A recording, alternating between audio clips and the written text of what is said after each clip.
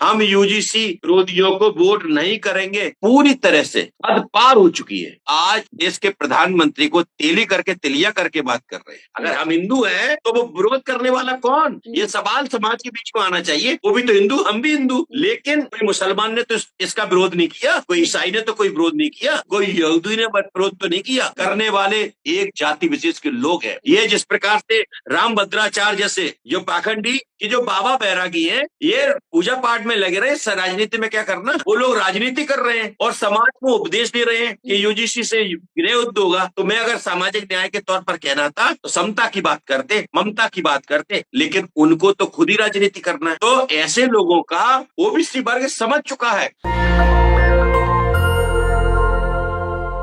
नमस्कार, मैं निधि रतन, आप देख रहे हैं नेशनल दस्तक। सोचिए, यूजीसी को लेकर पूरे देश में भूचाल आया हुआ है। एसटी एससी ओबीसी में जो यूनिटी इस बार देखने के लिए मिल रही है वो वाकई में आश्चर्यजनक है, आश्चर्यचकित है। तमाम राज्यों में जगह जगह पर हिंदू सम्मेलन भी किए जा रहे हैं, जहां पर जगह जो है खाली दिखाई दे रही है, कुर्सियां अधिकतर मात्रा में खाली दिखाई दे रही हैं। इसी पर बातचीत करने के लिए आज मेरे साथ हैं खास मेहमान धर्मेंद्र सिंह कुशवाहा, एडवोकेट है, राष्ट्रीय कोर कमेटी सदस्य ओबीसी महासभा से।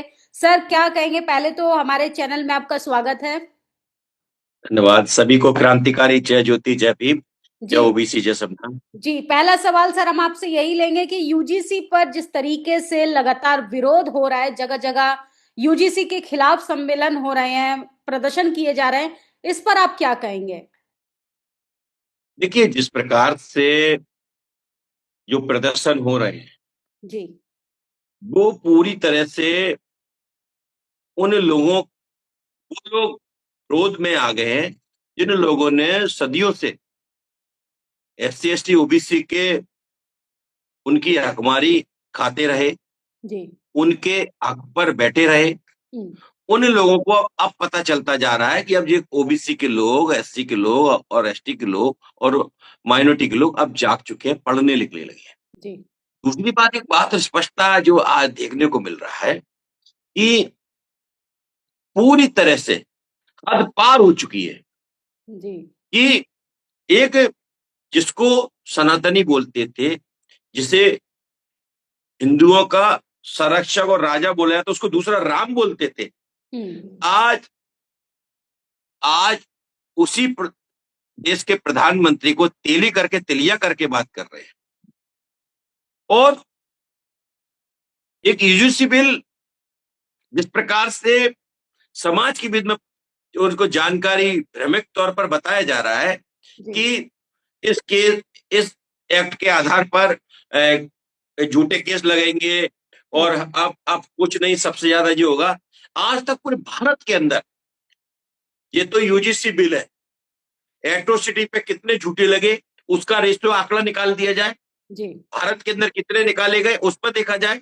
दूसरी बात, उनकी सच्चाई झूठ की जिस प्रकार से समाज समझ भी रहा है, जी, कि वो जिस प्रकार से जो सच्चाई बताना नहीं चाहते, कि जिस प्रकार से जो जो महाभारत में द्रोणाचार्यों के द्वारा एकलव्य का अंगूठा लिया था, उसी प्रकार से हमारे वर्ग के छात्र थे, जो छात्रों का दाहिने हाथ का अंगूठा इंटरव्यू में नंबर देना कम, वाई में नंबर कम देना, जो वही द्रोणाचार्य बैठते थे, जिसके कारण आज यूजीसी बिल के आधार पर उन द्रोणाचार्य को हटा के वो सामाजिक न्याय के लोग बैठेंगे, जिससे कि वहां पे जस्टिस होगा। और एक बात तो स्पष्टता कहना चाहता हूं, जी, अंग्रेजों को पता था इस देश के अंदर न्याय करने वाले लोग कौन होंगे और बेईमान कौन होगा, जो अन्याय करने वाले लोग होंगे। तभी तो इनको न्याय की इनकी सीट पर नहीं बिठाया। लेकिन अंग्रेज जाने के बाद उन जातिवादी, उन मनुवादी लोगों के द्वारा वही अपना कब्जा कर लिया और हमारे लोगों को वही उसी काम में लगा दिए जो हम कर रहे थे। लेकिन आज पढ़ने लिखने लगे। आज देख रहे होंगे कि दुर्भाग्य की बात है कि ऐसे नारे जो कर्पूरी ठाकुर जी ने जब बिहार के अंदर 70% आरक्षण को लागू किया, रिजर्वेशन ओबीसी को दिया, सामाजिक न्याय के तौर पर किया, वो गाली जब कर्पूरी ठाकुर को देते थे, वो शरद यादव को देते थे कि शरद यादव वापस जाओ और खेत में भैंस भैंस चराओ, इस टाइप के नारे लगाते थे। आज वही हमारे मध्य प्रदेश में भी देखने को मिल रहा है। मोहन यादव जब को भी 13% ओल्ड अभ्यर्थियों की 13% ओल्ड अभ्यर्थी की बात हो या यूजीसी के मामले में समर्थन करने की बात हो, तो क्या बोला जा रहा है कि मोहन यादव हारेगा और भैंस लेकर, लाठी लेकर भैंस खेत में जाएगा, चराएगा, भैंस चराएगा, इस टाइप के नारे लगाए जा रहे हैं। और इसके आधार पर ओबीसी वर्ग में काफी रोष भी है। वो सनातन विरोधी बोले जी, कहा जा रहा है आपने हिंदुओं को बांट दिया है यूजीसी की गाइडलाइन लाकर।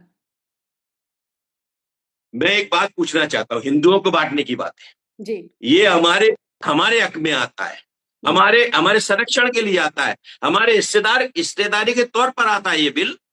तो हिंदू बट गया, और वो विरोध करने वाले कौन लोग? अगर हम हिंदू हैं तो वो विरोध करने वाला कौन? ये सवाल समाज के बीच में आना चाहिए। वो भी तो हिंदू, हम भी हिंदू, लेकिन कोई मुसलमान ने तो इसका विरोध नहीं किया, कोई ईसाई ने तो कोई विरोध नहीं किया, कोई यहूदी ने विरोध तो नहीं किया। करने वाले एक जाति विशेष के लोग हैं जो गंदी मानसिकता सदियों से रखते थे, हमको ऊंच नीच का भावना बताते थे। कभी समता की बात करी क्या? ये जिस प्रकार से रामभद्राचार्य जैसे जो पाखंडी, जिस बात के लिए यूजीसी का, अरे तुम्हारा धर्म का था इस देश के अंदर, चंद्रशेखर जैसे जो महान हमारे प्रधानमंत्री उन्होंने सदन के अंदर कहा कि जो बाबा बैरागी है ये पूजा पाठ में लगे रहे, राजनीति में क्या करना। आज वो बाबा, वो लोग राजनीति कर रहे हैं और समाज को उपदेश दे रहे हैं कि यूजीसी से गृह युद्ध होगा। अरे तुम्हें अगर सामाजिक न्याय के तौर पर कहना था तो समता की बात करते, ममता की बात करते और सामाजिक न्याय के तौर पर करते, लेकिन उनको तो खुद ही राजनीति करना है। तो ऐसे लोगों का ओबीसी वर्ग समझ चुका है। और दूसरी बात, हिंदू सम्मेलनों की बात कहने वाली बात है, उनके हिंदू सम्मेलन पूरे अब खोखले हो गए पूरे देश के अंदर।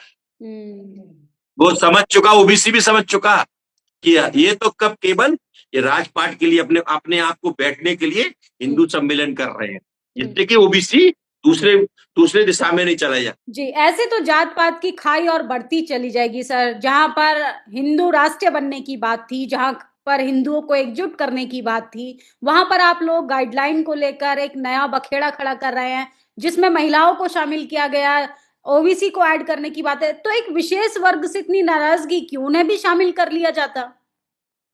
देखिए, एक बात समझ लीजिए, उस सदियों से ही शामिल है, उस सदियों से ही। वो उस बिल में कितने लोग हैं? हमारी संख्या 37% है और पूरी उनकी आबादी पूरी उस कमेटी में देखा जाए 37% है, 37 लोग हैं हमारे तो, और सारे तो अप्रकाश के ही है। तो परेशानी किस बात की?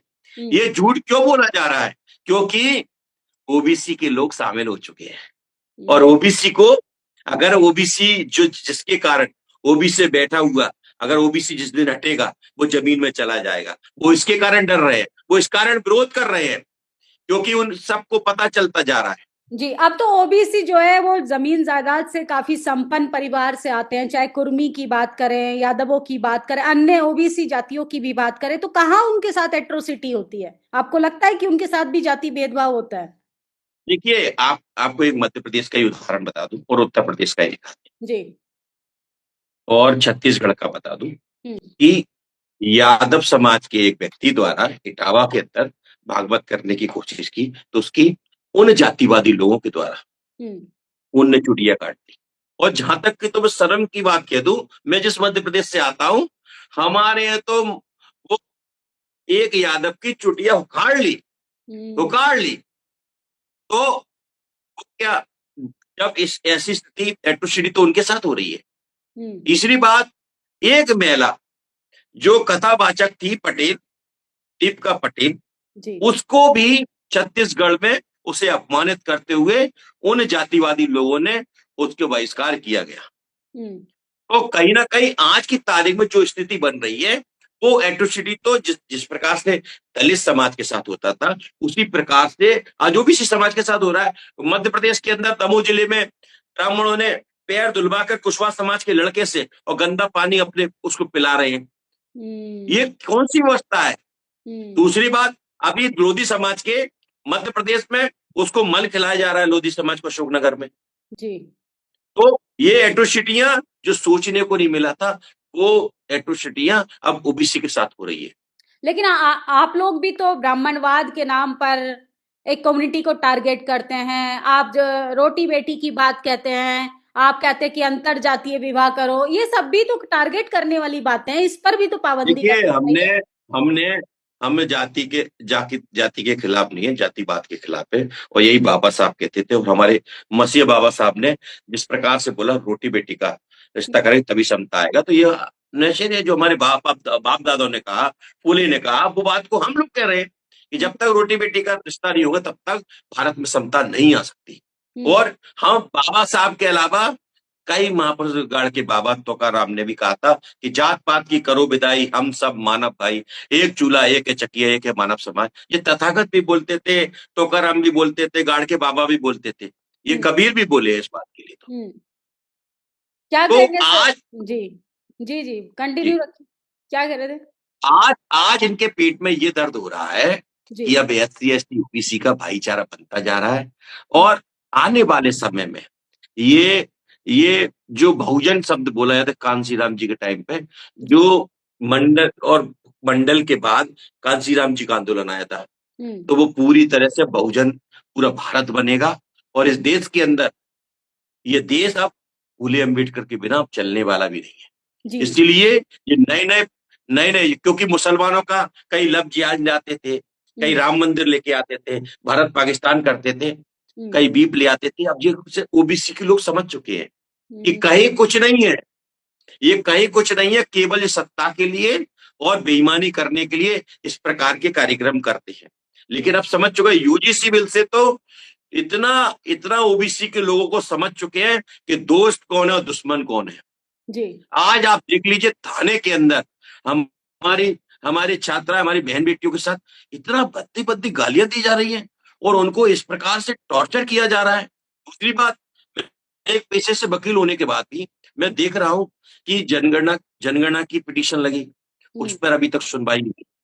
27% आरक्षण के लिए कंटिन्यूस चलने के बाद उस पर फैसला नहीं आता, और यूजीसी पर बिल पर आ रहा है। तो कहीं ना कहीं संदेह पैदा होता है न्याय व्यवस्था पर भी, कि जिस प्रकार से कई मुद्दों पर सामाजिक न्याय के तौर पर आपने आपने कई तमाम सारे जो जो भारत के मुद्दे मूल थे उस पर आपने कभी गौर नहीं किया, और एक बार में पिटीशन लगती है और हाल ही उसमें नोटिस हो जाता है, हाल ही उसमें स्टे हो जाता है। ये कहीं ना कहीं न्याय व्यवस्था में बैठे कुछ जातिवादी लोगों के द्वारा भी है। इसमें हम खुलकर जी, ये आप अभिवक्ता होने के नाते कह रहे हैं कि न्यायालयों के अंदर भी जातिवाद होता है? 100% होता है, और मुंह देखकर होता है। हमने तो यहाँ पे ही अपने ग्वालियर में ही देखा कि जिन लोगों ने बाबा साहब का अपमान किया, जिन लोगों ने संविधान की प्रतियां जलाई, उनके लिए न्यायालय खुलता है वेकेशन में। जहां वेकेशन में कभी इतिहास में मध्य प्रदेश के ग्वालियर बेंच में कभी स्पेशल बेंच कभी नहीं लगी, कंटिन्यूस 3 दिन चल रही है। कोई इतना छोटे से मामले में 3 दिन चल रही है, तो कहीं ना कहीं ये लगता है कि पूर्ण रूप से जो जिस प्रकार से न्यायालय बैठी थी, तो कहीं ना कहीं लगता है कि जातिवाद और चरम पर है सोशल मीडिया न्याय व्यवस्था में, जिसके कारण ये सुनवाई जिस प्रकार से हो रहा है, और जिस प्रकार से जो जो हुआ आज तक के इतिहास में। मध्य प्रदेश में एक चीफ जस्टिस पहले चीफ जस्टिस बन के आए, उनके कार्यकाल में जिस प्रकार से जजों को एससी एसटी ओबीसी के जज थे, उन्होंने देखा कि हम इतने टाइम से हमारा कोई पालनहार नहीं आया, लेकिन सुरेश कुमार कैद साहब ने जिस प्रकार से सामाजिक न्याय के तौर पर हमारे एससी एसटी ओबीसी के जजों को और हालांकि वो वर्ग के साथ ना, उन्होंने भी अपर कास्ट हो, जो लोग वंचित थे उनको पूरी तरह से उनको सिस्टम में लाने का काम किया। जी। ये बाबा साहब के संविधान के अनुसार उन्होंने जो काम किया था, और हम उनको सलाम करते हैं। ये यूजीसी की बात थी सर, लेकिन लोग तो एसटी-एससी एक्ट के खिलाफ भी अब मैदान में उतर चुके हैं, कह रहे हैं कि एसटी-एससी एक्ट भी खत्म होना चाहिए, रिजर्वेशन भी खत्म करना चाहिए, लेकिन 10% जो रिजर्वेशन मिला है उस पर बात नहीं करते हैं। देखिए, यही तो ये उनका चोरपन है इस बात के लिए, क्योंकि वो सदियों से बैठे थे, सदियों से, हजारों साल से बेईमानी के तौर पर बिना रिजर्वेशन के हमारा हक खा रहे थे। और वो चाहते हैं कि हम पढ़ने लिखने लगे, हमारे कलेक्टर एसपी बनने लगे, हमारे राजनेता बनने लगे, तो अब उनको ये लगता है कि वो चाहते हैं हमेशा के लिए कि हम इनके मेला दो, इनके लिए मेहनत करें, इनके इनके इनकी सेवा करें। वो सदियों से जो उनकी सोच थी वो आज भी यही चाहते हैं। लेकिन बाबा साहब के संविधान ने पिछड़े वर्ग को तो खासकर इतना कुछ संविधान के तौर पर दिया है, जिसके कारण आज अपनी मुखर होकर उनकी बात को कह रहे हैं और कर रहे हैं। किसी की कृपा नहीं है, ये जो कुछ है बाबा साहब के संविधान से ही पिछड़े वर्ग को जो हिस्सेदारी मिली है आज तक। जो आज देखने को मिल रहा है कि देश के प्रधानमंत्री ओबीसी है और मध्य प्रदेश के मुख्यमंत्री भी 25 साल से ओबीसी है, और तमाम सारे प्रदेशों में भी ओबीसी के मुख्यमंत्री हैं। ये बाबा साहब की देन है, बाबा साहब की सोच है। और वो धन्य एक मसीहा है जिनका नाम मानवर कांसी राम थे। उन्होंने कहा था कि कांसी राम तेरी नेक कमाई और तूने सोती कौम जगाई। तो आज अगर वो नहीं होते तो मैं भी फूले को नहीं जान पाता, मैं सावित्री को नहीं जान पाता। वो इतने बड़े मसीहा ने ये जगा दिया। कभी कांसी राम जी के आंदोलन से ही ये पिछड़े वर्ग के मुख्यमंत्री दिखने लगे, वरना कभी नहीं दिखते। जी, जो तो क्या लगता है आपको, सोती हुई कौम जो है वो अब जाग चुकी है या अभी भी कमी है? 100% जागने लगी है। और मेरा समाज अब अपना और पराये को भी समझ चुका है, दोस्त दुश्मन कौन है, हमारा हक कौन खा रहा है। ये हम लोग अपने, हम जब ग्रास लेवल पे हम लोग जाते हैं तो लोगों के बीच में अब बात आ चुकी है और महसूस भी कर रहे हैं कि हमारे साथ सदियों से ऐसा क्यों हुआ, और इस पर हम लोग, हमारे पुरखों ने कितनी लड़ाई लड़ी, इस पर भी अब चर्चा चलने लगी है। जी, आप लोगों ने निश्चित ही जी जी जी, आप लोगों ने मध्य प्रदेश के अंदर यूजीसी के समर्थन में यात्रा निकाली। 300 लोगों पर एससी ओबीसी पर केस दर्ज हो गया है। तो क्या कहेंगे सर, जहां जहां आप कॉलेज के दरवाजे पर जाइए, आप सड़कों पर आकर आंदोलन कीजिए, चाहे सदन के अंदर बोलिए, तमाम जगह आप लोगों को प्रताड़ित किया जा रहा है, केस हो रहे हैं, एफआईआर हो रही है। क्योंकि आप पेशे से वकील है, तो क्या कहेंगे इस मामले में, क्योंकि पत्रकारों को भी कहीं ना कहीं डराया जा रहा है अब? देखिए, ये जो जिस प्रकार से, जो केवल रीवा की बात नहीं है, ये कोई ग्वालियर की बात नहीं है, ये भोपाल की बात नहीं है, ये सागर की बात नहीं है, जो मध्य प्रदेश में देखने को मिला, तमाम जगह एफआईआर हुई। सागर में हमारे ओबीसी महासभा के युवा मोर्चा के प्रदेश अध्यक्ष हेमराज घोसी पर हुई, हमारे रीवा में 300 लोगों पर हुई, जिसमें हमारे प्रदेश अध्यक्ष, जिला अध्यक्ष और हमारे महासचिव और राष्ट्रीय कोर कमेटी सदस्य, तमाम सारे साथियों पर उन पर एफआईआर हुई। लेकिन एक बात स्पष्टता हुई कि जिस प्रकार से सरकार का भी बड़ा रोल के तौर पर बोलना चाहता हूँ, भले ही ओबीसी के है, कि जिस प्रकार से यूजीसी के विरोध वाले जितने आंदोलन हुए, जिसमें सभी जगह हुए, वहां पर उन्हें परमिशन दी जाती है और उन्हें जितने अराजकता पैदा करना थी वो करते हैं। जिस प्रकार से शिवपुरी जिले में किया, मोहन यादव के खिलाफ बोलने का काम किया, शरद यादव के खिलाफ बोलने का काम किया, और बाबा साहब के खिलाफ, संविधान के खिलाफ बोलने लगा। उसी प्रकार से रीवा में भी हुआ, उसी प्रकार से सागर में भी हुआ, उसी प्रकार से ग्वालियर में भी हुआ। ये दुर्भाग्यपूर्ण तरीके से जिस प्रकार से सरकार का जो रवैया रहा, वो पूर्ण रूप से पिछड़ा एससी एसटी के विरोध में रहा। जब हमको परमिशन देते नहीं है, हमारे लोगों को जबरन दुकान जब खोलते हैं, तो जब एक फरवरी को जब भारत बंद का इन्हें कॉल किया था, जब स्टे होने के बाद भी इन्होंने उसको किया, तो हमारे शिवपुरी जिले में हमारे लोधी समाज पर, कुशवाहा समाज पर, यादव समाज के दुकानों को तोड़ने का काम किया, और फिर पुलिस देखती रही। और जहां पर रीवा की बात है, जिस प्रकार से 300 लोगों पे एफआईआर की गई, वहां पे देख लीजिए पूर्ण रूप से जातिवाद के तौर पर एफआईआर की गई, उनके प्रतिष्ठानों को बंद कराने का काम किया।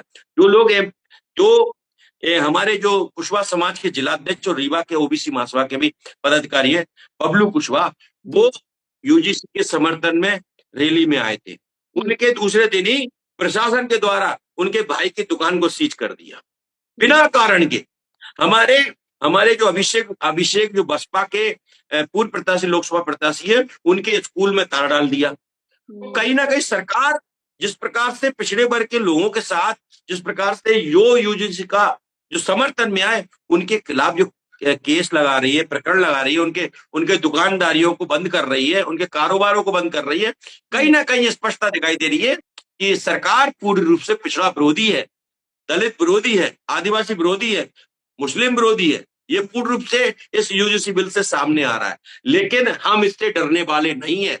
इस संदेश के माध्यम से आपको बताना चाहता हूं कि 2028 का चुनाव हो, चाहे 2027 का चुनाव हो, और आने वाले समय में चाहे सरपंच से लेके प्रधानमंत्री सांसद तक का चुनाव हो, इस बार पूर्ण रूप से ये एसटी एसटी ओबीसी के लोगों ने मन बना लिया, और हम लोग शपथ दिला रहे हैं हर जगह कि हम अपर कास्ट को वोट नहीं देंगे, हम यूजीसी विरोधियों को वोट नहीं करेंगे, हम यूजीसी समर्थकों को ही वोट करेंगे। ये ओबीसी महासभा तमाम सारे संगठनों ने ये शपथ हम लोग हर जगह पर दिलवा रहे हैं।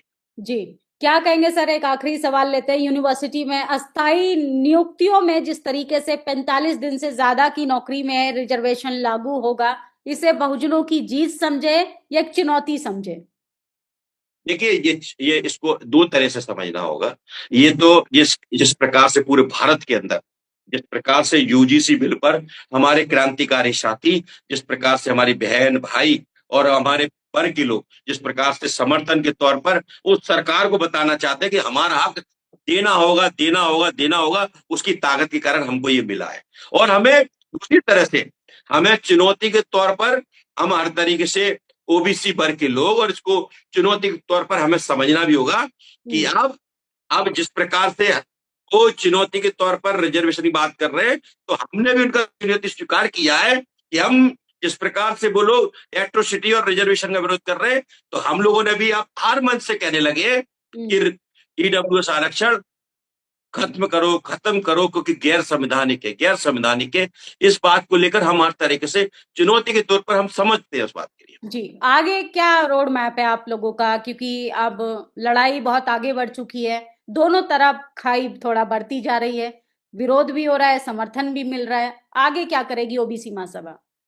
देखिए, ओबीसी महासभा ने 23 हमने इस 23 हमने अभी 9 तारीख को पूरे भारत के अंदर हमने राष्ट्रव्यापी ज्ञापन दिया था, और हमने देश के प्रधानमंत्री, गृह मंत्री, एचआईडी मिनिस्टर से हमने ज्ञापन के माध्यम से ये स्पष्टता कहा कि जिस प्रकार से यूजीसी बिल को जो भी कमजोरी तौर पर न्यायालय में देखने को मिला, उसे सशक्त रूप से बनाया जाए, जिससे आईआईएम, आईआईटी, तमाम सारे सेक्टर एम्स में भी इसमें लागू किया जाए, जिससे कि ये मजबूत होकर इसको सशक्त रूप से बन सके, जिससे कभी भी जिस प्रकार से तमिलनाडु में जो रिजर्वेशन को 9वीं अनुसूची में रखा था, उसी प्रकार से इस एक्ट को भी इसी प्रकार से लोकसभा और राज्यसभा में अच्छा सशक्त रूप से इस कानून के तौर पर बनना चाहिए, जिससे कि कोई किसी प्रकार का उसका वॉलियंस ना हो।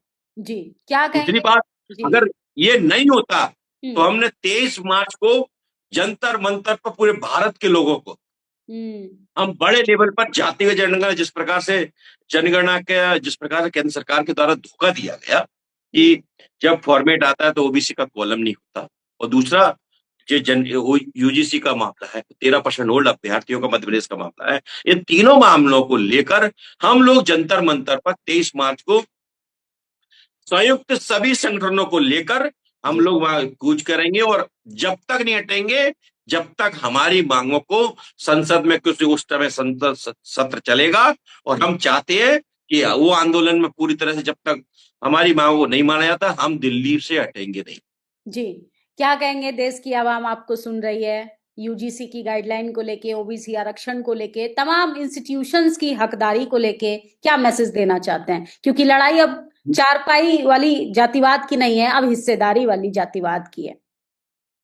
मैं सभी पूरी आवाम को, पूरे भारत के एक एक मूल निवासियों को, बहुजन समाज को, परिजनों को मैं एक ही बात कहूंगा कि ये यूजीसी बिल, ये आपके आत्मसम्मान का घोषणा पत्र है।